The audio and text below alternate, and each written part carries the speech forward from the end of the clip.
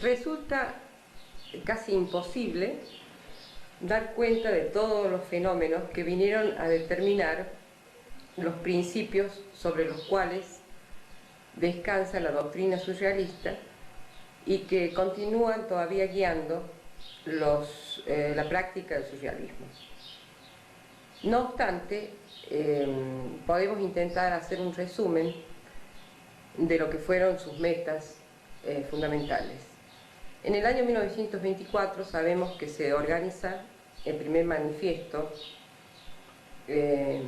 realizado por André Breton, donde se estipulaban pautas que harían posteriormente, desencadenarían, digamos, un movimiento completo en todas las artes, especialmente en la parte plástica, que se da posterior al 24, porque después surge otro manifiesto en el 28, en el año 1928, y que determina el surgimiento, digamos, de lo que vendría a ser esta escuela del siglo, o este movimiento pictórico del siglo XX.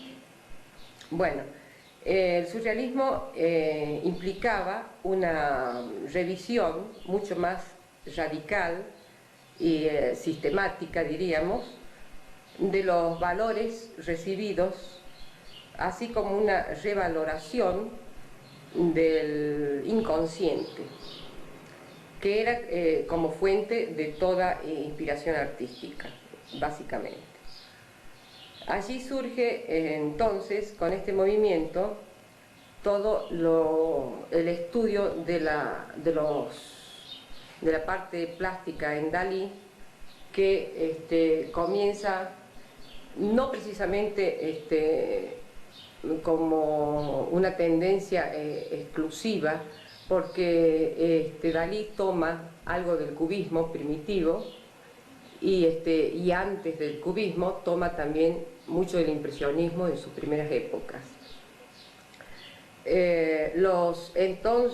Por entonces no existía todavía una concepción definida de lo que tenía que ser una pintura surrealista en ese momento.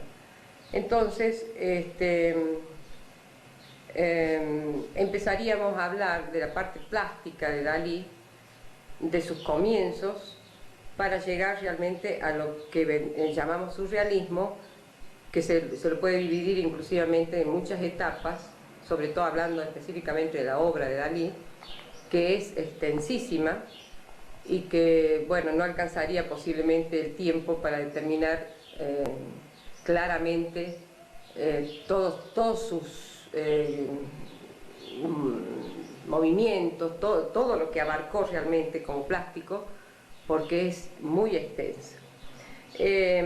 Para ello, yo había determinado un poco un resumen de las diferentes épocas y lo empezaría diciendo que dentro de sus periodos, como dije, el primero fue con características impresionistas,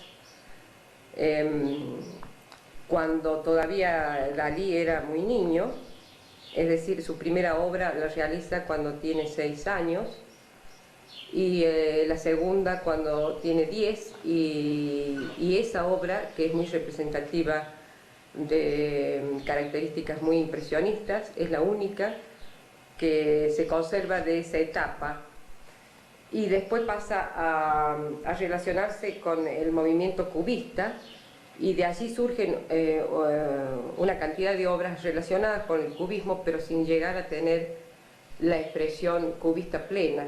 Es decir, él incorporaba los elementos de la escuela cubista, pero ya tenía una tendencia a la apoyatura y a la contemplación de los problemas del inconsciente, y comienza entonces lo que llamamos la escuela surrealista, cuando empiezan sus obras con propuestas no relacionadas con lo que se vivía en el cubismo. Y entonces surgen sus primeras En esa época, cuando hablamos del óleo, de la pintura con estilo impresionista, él realiza en unos 6 o 7 años diferentes retratos. En la época de los retratos impresionistas, comienza a hacer el retrato de su padre, que después lo estudia en diferentes composiciones, y lo más característico de esa época es un autorretrato de él, ¿no? Autorretrato de Dalí, que se llama autorretrato con cuello rafaeliano o rafaelesco, refiriéndose permanentemente a la tendencia y a la llamada de atención que tenía por la obra de Rafael. En el año 1921 aproximadamente, en esa época, tiene un dolor muy grande, la muerte de su madre, y comienza allí a hacer obras con carácter ya más surrealista. Hace una obra que la titula Madre, Madre, Madre, y descansa un tiempo porque la afección de la muerte de su madre lo deja muy mal. El cubismo, como habíamos dicho anteriormente, también hace su incursión en la obra de Dalí, pero trabaja muy poco. Creo que entre los años 1923 y 1924 realiza algunas obras con carácter cubista.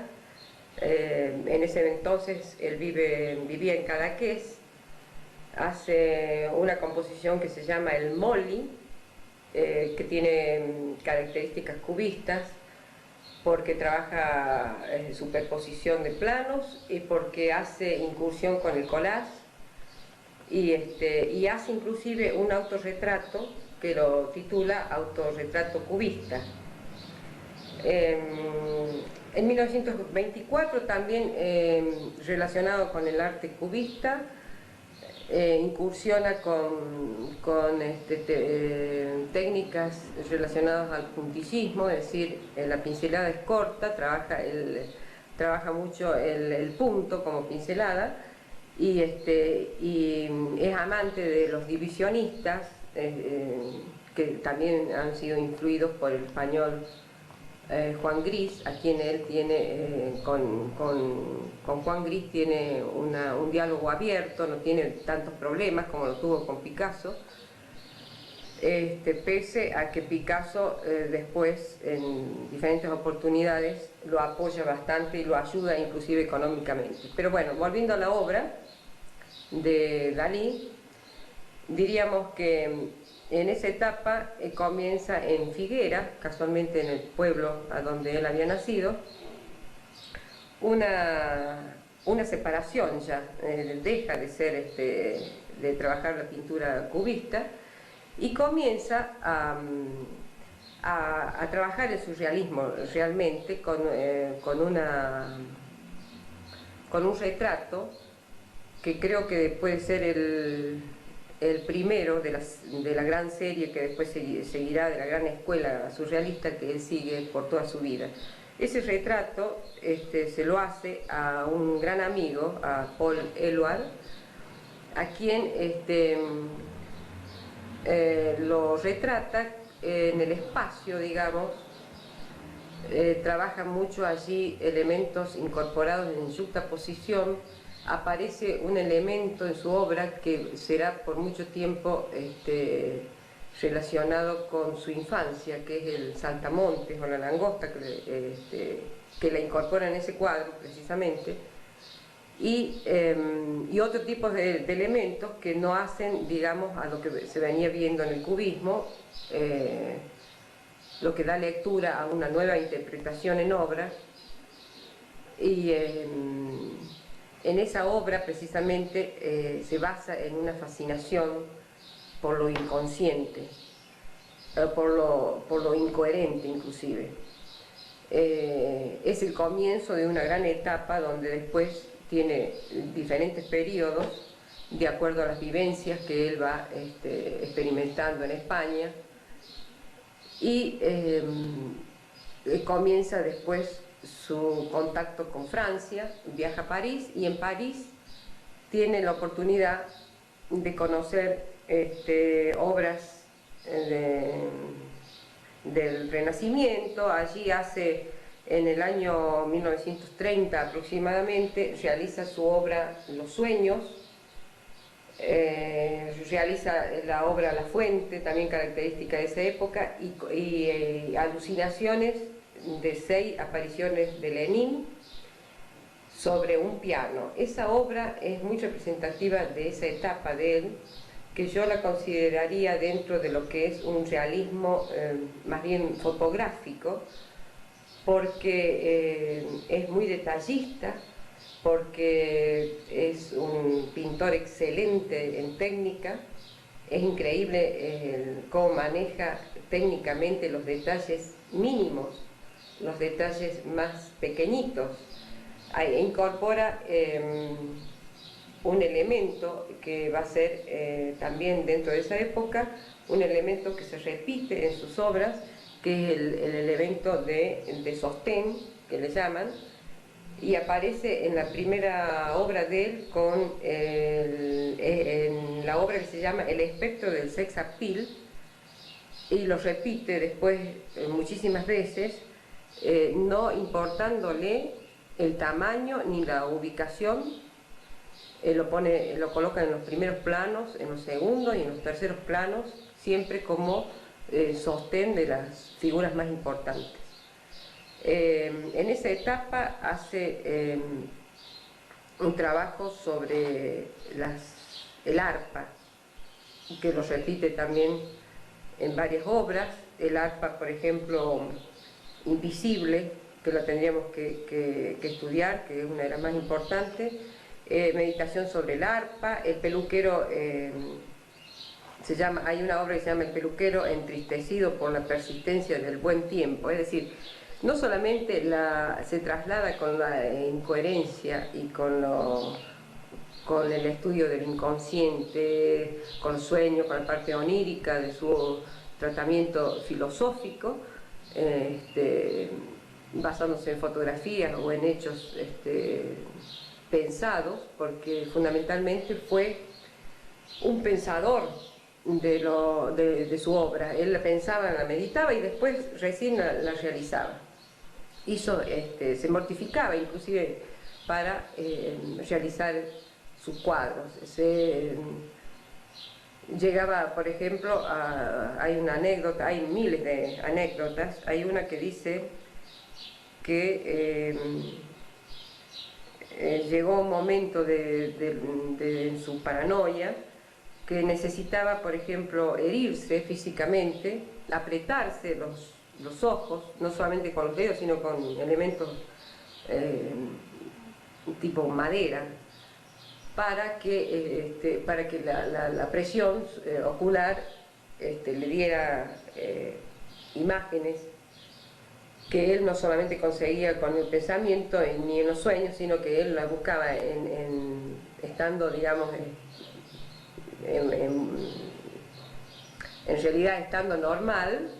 Para mí sigue siendo una personalidad que, aunque la hayan tildado de loco, paranoico, esquizofrénico, delirante, exhibicionista, para mí fue un hombre que posiblemente una persona que estuvo descolocada en la época que le tocó vivir.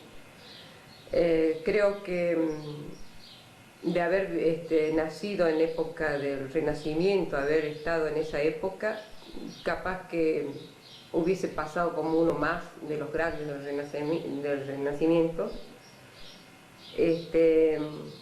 porque tenía un dominio de técnica extraordinaria, principalmente por eso. Y después, bueno, siguiendo con su obra, podemos decir que pasa a otro periodo que se llama, que yo más o menos lo encuadro dentro de lo que vendría a ser el periodo de la belleza,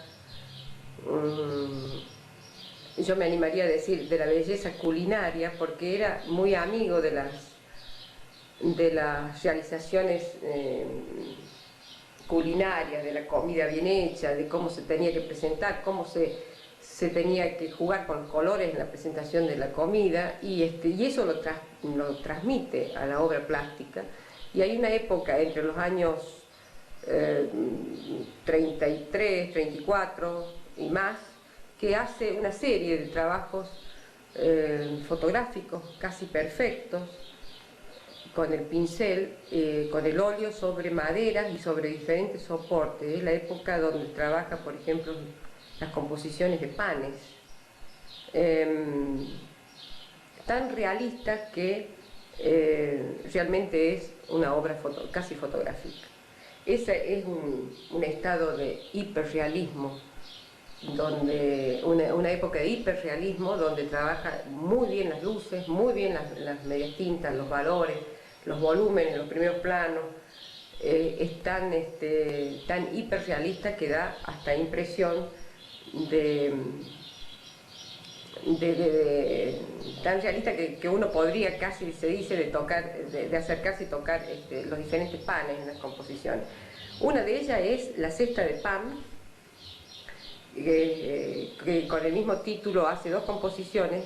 En 1926 hace una, y después de mucho tiempo, en el año 1945 aproximadamente, hace la otra.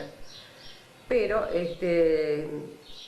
con esa diferencia, con esa distancia entre una y otra, diferencia de tiempo, están tan perfectas que parecen casi hechas en el mismo momento, ¿no? En la misma época. Bueno, esto que estamos viendo es una de las cestas de pan, una de las composiciones titulada Cesta de Pan del año 1926, donde ya incursiona en parte con el surrealismo porque no tiene bases de sustentación. Allí vemos, por ejemplo, el paño prácticamente en el aire, en el espacio, es atmosférico, no tiene bases, pero la composición está tan bien organizada, tan bien resuelta con los colores locales, que realmente es un tratamiento hiperrealista. En esta otra obra, con el mismo título, Cesta de Pan,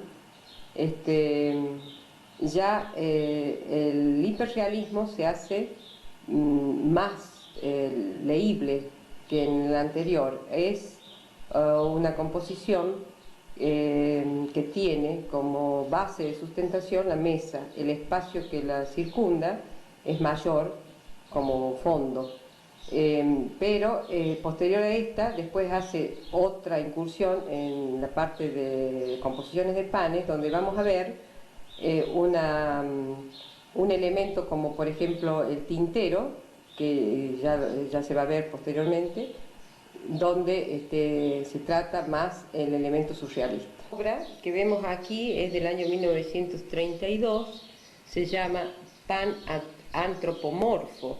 Era lo que yo comentaba recién, donde aparece el tintero como un elemento surrealista sobre el pan, y aparece otro elemento que después Salvador Dalí lo coloca en reiteradas oportunidades en diferentes obras, que es el reloj totalmente blando, caído, símbolo de que el tiempo no le... Dalí, basándose también en las inspiraciones de otros autores, trata de buscar algo que realmente lo lleve a otros estados para la realización de su obra, y se enamora de la obra de Millet, de Jean-François Millet, que se titula Los Ángelos, el Angelus, data de 1859, obra que la ve en París, y a partir de allí surgen una serie de trabajos realizados en base a esta obra, donde él incorpora todo el tratamiento surrealista. Es así que Salvador Dalí, interesado como estaba en la posibilidad de conferir un valor objetivo a su mundo de experiencias visacionales, convierte la actividad paranoico-crítica en un método para descubrir nuevas imágenes y nuevas asociaciones de ideas. Entonces surge esta obra que la titula Atavismo del crepúsculo, realizada en el año 1933, que es un tratamiento de óleo sobre madera. Trabaja en un tamaño de de 14 por 19, es chica, es una obra más bien chica. Allí vino a descubrir que el hombre situado a la izquierda, con el sombrero en la mano, no estaba haciendo otra cosa que cubrir su miembro en estado de erección, y que la mujer que estaba embarazada a su lado, que simboliza ya la mujer que tuvo siempre a su lado, Dala, la horca que primitivamente en el cuadro de Millet estaba clavada en la tierra junto a los sacos de papas, simbolizaban el sexo masculino y el sexo femenino respectivamente. Entonces allí Dalí sostenía que el gran éxito del cuadro era abstracción hecha del tema religioso, se debía exclusivamente a su contenido latente. Después realiza dentro del mismo tema esta otra obra en el año 35 que se titula Reminiscencia arqueológica del Angelus de Millet. Es una composición monocroma, es más espacial, no tiene muchos detalles, solamente las dos figuras centrales, y aparece como detalle en la base del trabajo dos figuras que son en representación de su padre, y tomado de la mano figura un niño que es él. Los trabajos realizados dentro como materia dentro de las dos figuras representan la piedra, algo todavía más como elemento como más dramático, algo muy frío, ya el mismo color lo dice. En la década de los años 30, bueno, esta obra que estamos viendo, que se llama La persistencia de la memoria, también se la titula Los relojes blandos, o también El tiempo derretido. La realiza en el año 1931. Está basada, digamos, es la obra que tiene mucha importancia dentro de sus presentaciones primitivas con los relojes, porque él comienza con esta obra y es la más representativa de esa época. En esa época son contados los casos en que Dalí ha dado una interpretación de los cuadros que realizaba. Aquí en La persistencia de la memoria se le ocurrieron después de comer, dice la historia, después de comer un queso, un camembert, que es un queso de consistencia particularmente blanda. Decía él, podéis estar seguros, y esto lo estoy leyendo, son palabras de él, de que los famosos relojes blandos no son otra cosa que el queso camembert del espacio y del tiempo, que es tierno, extravagante, solitario y paranoico crítico. En realidad él aquí coloca como elementos tres relojes. Uno que está detenido, están los tres detenidos pero están blandos. Uno está colgado de un árbol de olivo, el árbol de olivo representativo de la parte de España, un árbol seco que simboliza en ese momento los grandes conflictos que comenzaba a vivir España y que después bueno, terminan con la guerra civil española, ¿no? Entonces él, como ya conociendo esto que se venía, hace la decadencia española, la transmite con la detención del tiempo en un olivo seco, simbolizando lo que era España en ese momento. En francés la palabra montre tiene dos sentidos. Por una parte es la forma imperativa de mostrar, ¿no es cierto? Montrer. Y por la otra es el nombre del artefacto, o sea, el artefacto que la muestra, en este caso el reloj, que muestra la hora. Ahora bien, a todos nos es muy bien conocida la experiencia siguiente. Había un médico que ordena al niño enfermo que le saque la lengua, y esto es que se la muestre. En francés se dice montre la lengua, o sea, y la lengua que saca el niño es blanda. Entonces el niño pues la muestra blanda cuando la saca, y lo cual significa en francés el reloj blando. Él toma toda esta historia con el mot molle, que es la lengua blanda, y es lo que simboliza después con el elemento del reloj. Entonces aquí esta otra obra que estamos viendo, que también pertenece a la misma época del año 33, que se llama Los relojes blandos, es un óleo sobre lienzo. Ahí podemos ver una línea de horizonte muy elevada y unos cuantos elementos como la llave, que también simboliza algo parte del tiempo, y el reloj en la parte central del trabajo, realizado con colores fríos, que simbolizan también la tristeza, la parte de la soledad que en ese momento vivía Dalí, ¿no? El origen concreto de la imagen de los relojes blandos es asociado a una auténtica reminiscencia infantil del pintor y que parece verse confirmado por el título de este cuadro, por ejemplo, o de otros que le siguen a la época del año 33.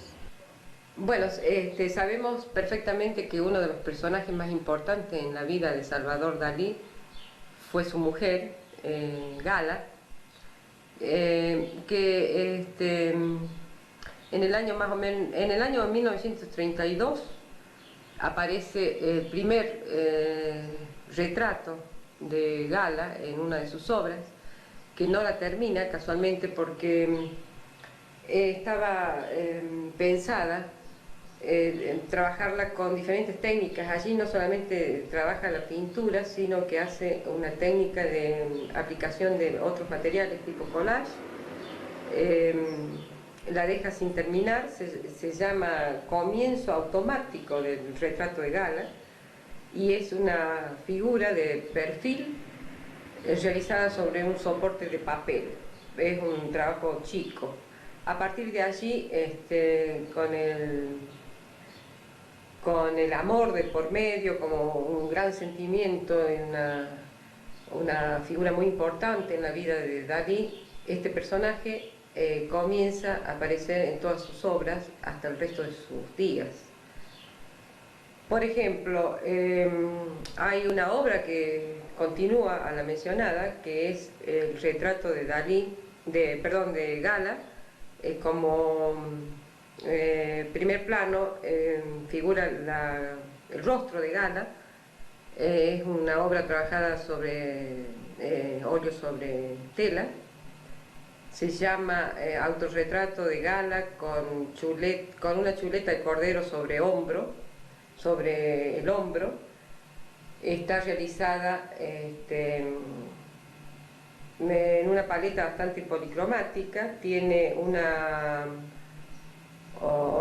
sentido incoherente totalmente, también porque ya ahí está en el periodo surrealista total. Comienza a colocar reiteradamente la imagen de él como niño, también figura en esa obra, y se basa mucho también en la parte fotográfica. Es decir, esa obra está realizada en base a una fotografía. Sabemos que Gala ha sido un personaje muy importante en su vida, y a partir del año 32, como dije, hasta los últimos tiempos, Dalí se encarga de ubicar, si no es en primer plano, en segundo o en tercero, el personaje específico que lo sostiene sentimentalmente, que lo mantiene, que le da vida, que es el sostén permanente de su obra. Aparece también en la época del misticismo, donde Dalí trabaja diferentes composiciones relacionadas con las imágenes de Dios, de Cristo. Trabaja mucho allí diferentes ángulos de visión, superiores, inferiores. Aparece la figura de Gala también. Hay un cuadro muy importante de la época del misticismo donde está la imagen de Gala. Hay un trabajo de él que incorpora algo más de 100 elementos en una misma composición, con un carácter atmosférico, donde el predominio, la parte principal, el mensaje principal de la obra es esta mujer que representó tanto en su vida.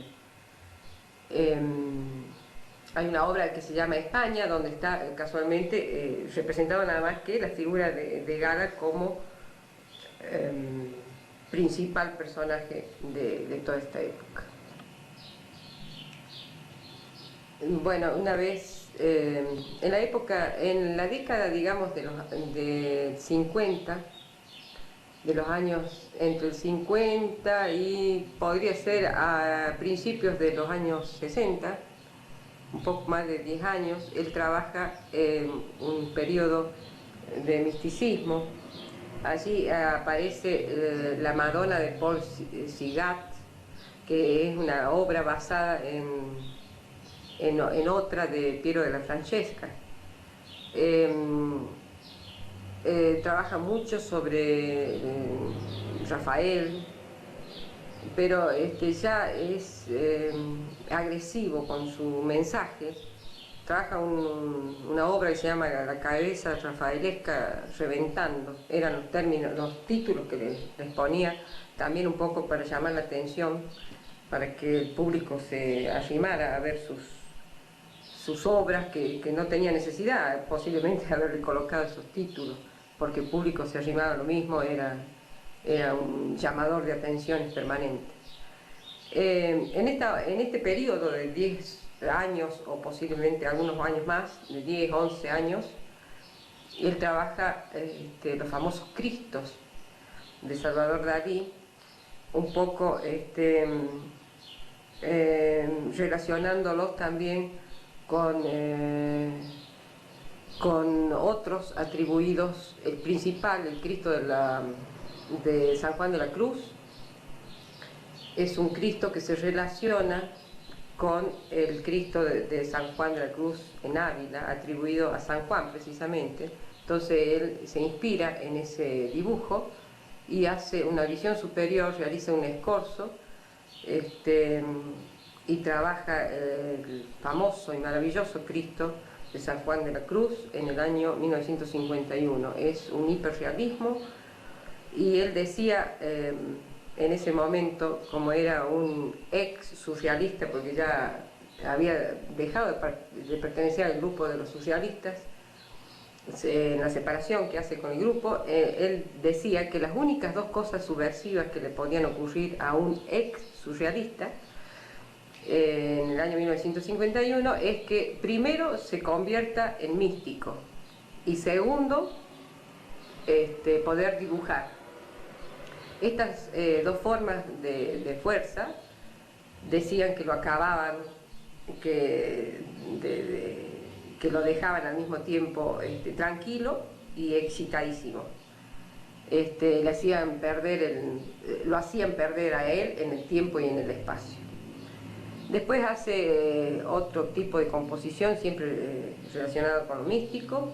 Hace en el año 52 La Última Cena, que también se basa en la última cena famosa de Leonardo.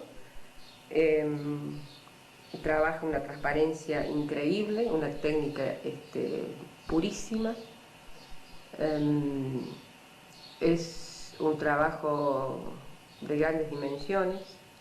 Tiene después La Cruz de los Ángeles, que también es una obra muy importante de ese periodo. Y tiene y pasa después del año 60, 59, 60, hace el concilio ecuménico, también relacionado a lo mejor posiblemente con esta época del misticismo, y tiene una obra muy conocida que es en el año 63, que se llama, la voy a descifrar, es larguísimo el título, Galo Sidalacidoso Sirambocleico. Ese es el título de la obra donde está representada Gala. Cuando ahí él opina que cuando pintaba sus mayores sentimientos eran de placer, era la conciencia de saber lo que estaba creando era oro. Es decir, tiene una época también, ahí se refiere precisamente a la época en que cualquier detalle que hacía, cualquier obra que realizaba, era muy bien pagada y ya estaba en la popularidad plástica, en la concepción de ser uno de los pintores más representativos del siglo XX.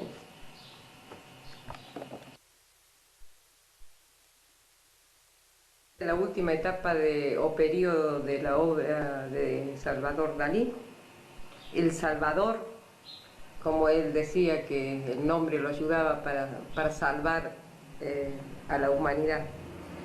La última etapa de su vida, en los 10 últimos años, del 60 al 70 más o menos, realiza un periodo de plástico donde la ambigüedad plástica está prácticamente en todas sus obras. Cuando nosotros hablamos plásticamente de ambigüedad, nos referimos como técnica a los elementos que se colocan superpuestos, yuxtapuestos, que dan una ilusión óptica donde se puede leer una figura conjuntamente a lo mejor con 2 o con 3 figuras superpuestas a la misma vez. Esto lo repite, se hace como técnica y lo repite en varias de sus obras. Tenemos, por ejemplo, como representativa de esta época un cuadro titulado El torero alucinógeno, que es una obra donde él se representa en primer plano con su vestimenta de niño, como observando toda una composición con todo lo que había pasado él como vivencia en su vida española, estando en España. Entonces allí aparece como elemento en la parte superior del cuadro está la parte del Coliseo, los ángelus, los angelitos, está como otro elemento a mano, digamos en la parte superior izquierda, está la figura de Gala, que todavía persiste en sus obras hasta finales de su tiempo, y está la representación de la época del Renacimiento, que él tanto amaba, la Venus de Milo, que se representa en primer plano, segundo, tercero, una repetición de figuras, que a la vez da, con la ambigüedad del trabajo de la Venus de Milo y figura fondo, el trabajo da una visión como representación de la cara del torero, es decir, los elementos que figuran como Venus de Milo, con la ambigüedad que él coloca, se ve allí, hasta inclusive se ve la corbata del torero como parte central de la composición. Y después, en la parte inferior izquierda, podemos observar también ambigüedades con la representación del toro y la costa del Mediterráneo, las líneas de tensión que marcan unas representaciones de moscas que llevan, digamos, como elemento plástico visual a la unión de esta figura que es él, siendo niño, que la mosca también es un elemento que la coloca allí como elemento de la parte mediterránea donde él vivió. El asunto es que esta obra con otras de la misma época lo colocan en un periodo que llamamos ambiguo. Después de su salud, a partir de esta obra, su salud decae, físicamente está muy mal, se muere Gala en el año 1982 y él deja de pintar un tiempo, vuelve a retomar, inspirado en la obra de Miguel Ángel, hace un trabajo que se llama Personaje, inspirado en Adán, del techo de la Capilla Sixtina de Roma de Miguel Ángel, y hace otra obra que se llama Los tres enigmas gloriosos que son una representación de gala en 3 bloques de piedra, y en el año 1983 hace la última obra, realiza una obra ya él en estado muy crítico, que la titula La cola de la alondra. Esa es una obra realizada en una paleta muy limitada, muy triste, muy fría, en colores azules. Esta obra después, para ayudarlo a él económicamente, se realiza, bueno, una junta de empresarios, lo ayudan económicamente, y esta obra es trasladada a la parte comercial, digamos, en un perfume que lleva precisamente ese nombre, La cola de la alondra, y perdemos uno de los mayores exponentes del siglo XX. Se muere en el año 1989 en su castillo, su palacio, que se llamaba la Torre Galatea, en honor a Gala, y en su testamento nos deja todo este mundo maravilloso de una técnica increíble. Toda su obra pasa en el testamento, legó, digamos, toda la obra de su vida a España, y tanto la obra como todos los bienes al Estado español, y perdemos, como digo, uno de los grandes autores del siglo XX, que bueno, que mucho nos serviría como ejemplo. Creo que es increíblemente hermoso.